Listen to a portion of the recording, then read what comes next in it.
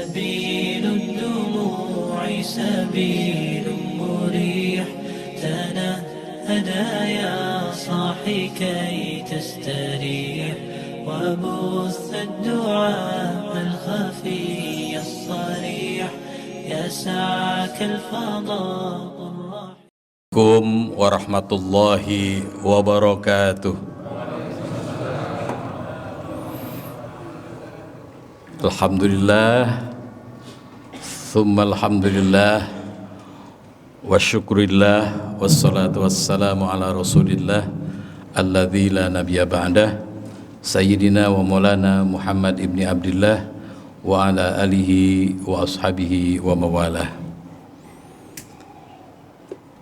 Hadirin rahimakumullah, bahagia rasanya dan terima kasih pada KZN yang telah menugaskan saya untuk sekedar berbagi, sharing dalam rangka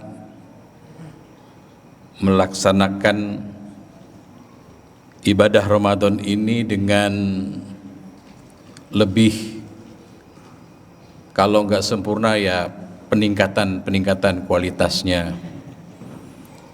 Saya bahagia karena ini silaturahim yang bulan puasa yang lalu-lalu juga diberi kesempatan, tapi sekarang saya posisi sudah di Cirebon, jadi kesini itu kalau kata Syahrini-nya sesuatu banget gitu ya.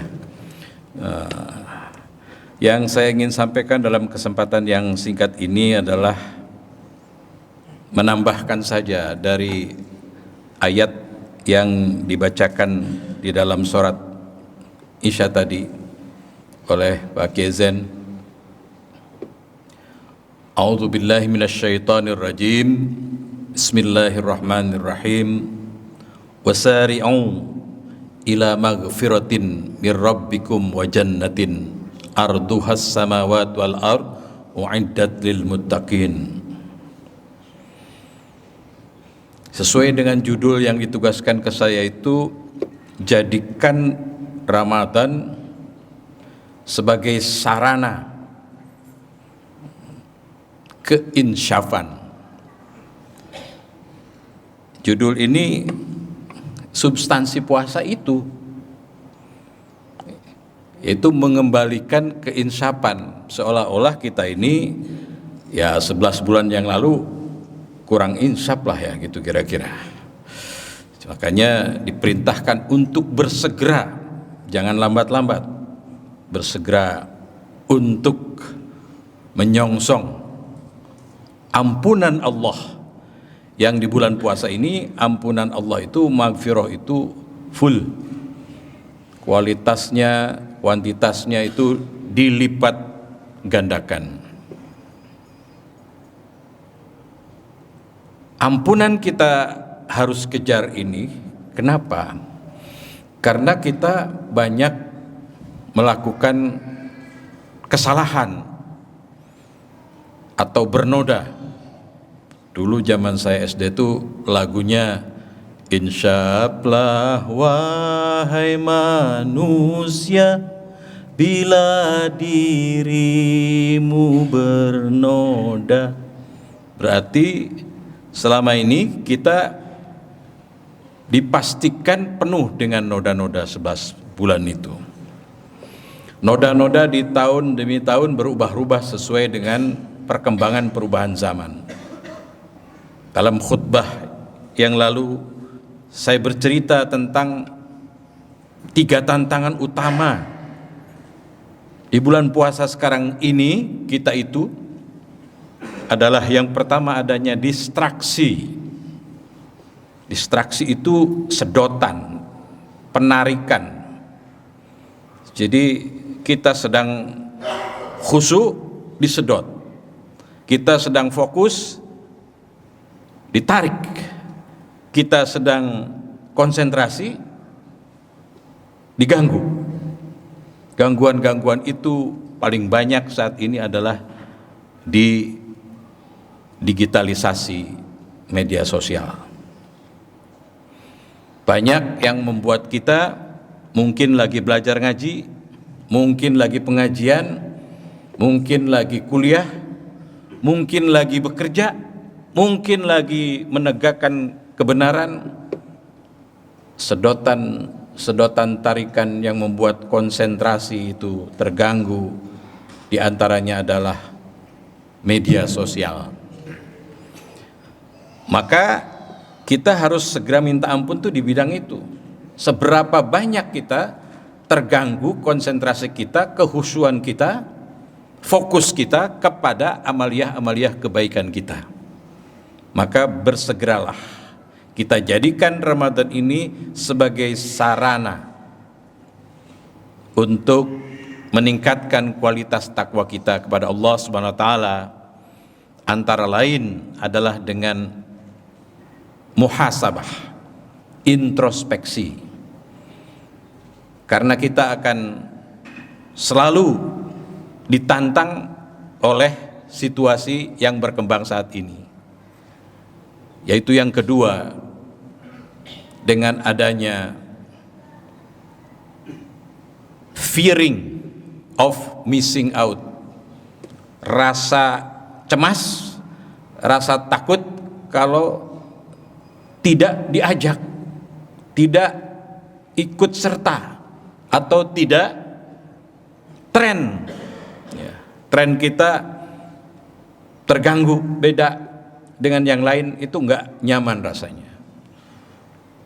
Mungkin ibu-ibu bisa merasakannya ya.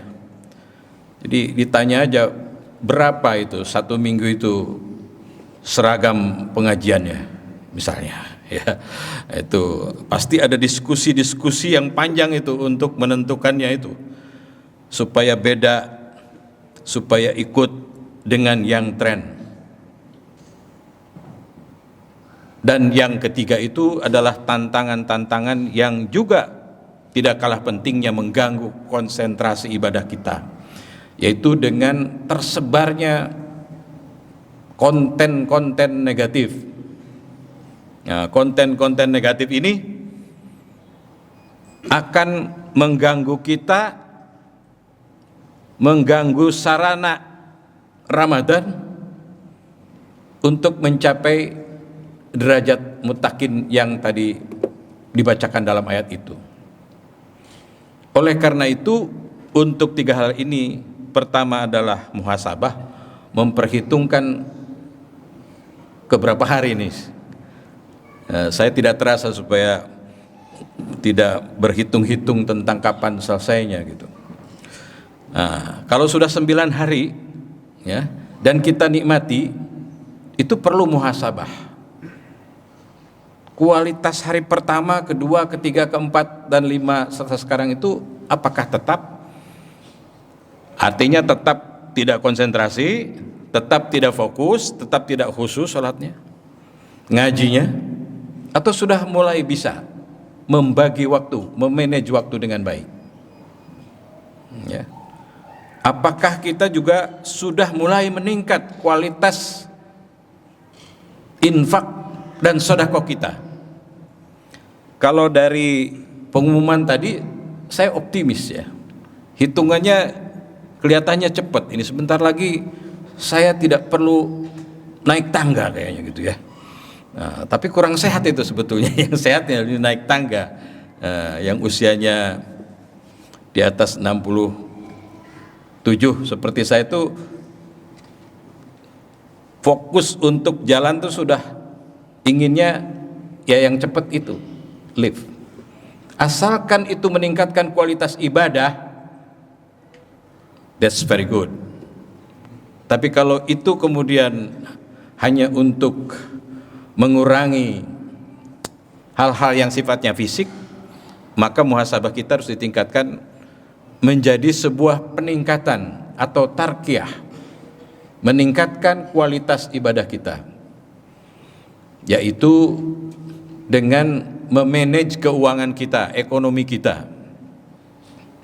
Kalau sudah semakin laporan itu besar infaknya ya, dengan tuntutan itu antara lain kita tidak terganggu ya, fokus kekhusyuan kita untuk menafkahkan harta. Yang kedua, al-kadhiminal ghaidh. Ini adalah pendidikan emosi, pendidikan self education, mendidik diri sendiri. Intinya adalah memang sarana untuk kembali kepada Allah itu. Kita kalau sudah kembali kepada Allah, maka al-kadhiminal ghaidh itu harus kuat. Mengendalikan amarah itu harus kuat. Jangan gampang marah.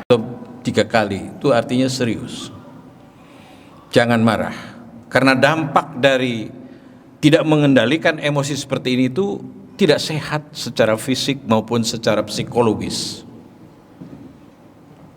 Yang sehat adalah kalau kita setiap hari menggelontorkan serotonin, hormon kebahagiaan kepada orang lain.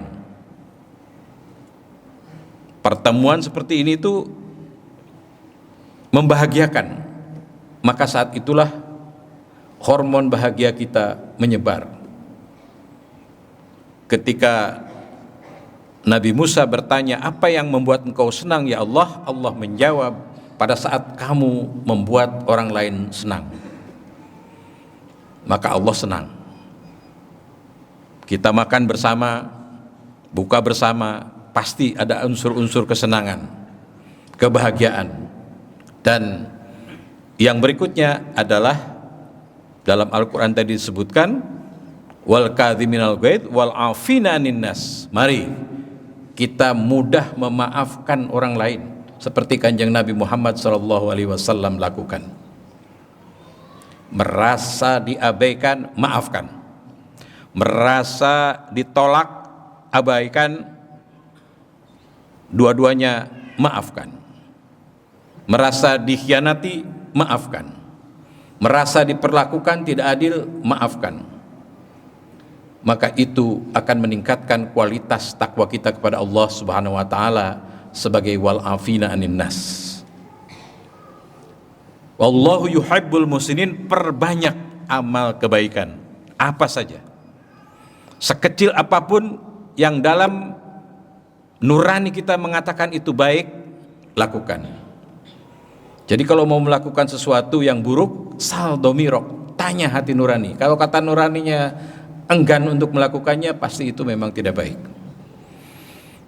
Tapi kalau baik, hati nurani akan mengizinkan, maka itulah peningkatan kualitas takwa kita. Kalau toh kita harus melakukan perbuatan-perbuatan yang tidak baik karena keterpaksaan dan sebagainya, maka asal jangan mengulang dan segeralah memohon ampun kepada Allah dan tidak mengulang lagi apa yang kita lakukan sebagai keburukan itu. Saya kira terpenuhi sebagian kecil dari ayat yang dibacakan oleh Kezen tadi. Marilah kita mulai esok hari dan seterusnya di hari-hari akhir untuk menyongsong kembalinya kita kepada Allah Subhanahu wa taala dengan sarana Ramadan. Billahi taufiq wal hidayah, wallahul muwaffiq ila aqwamit thoriq. Assalamualaikum warahmatullahi wabarakatuh. صلوا سنة تراويح جامعة الرحمة.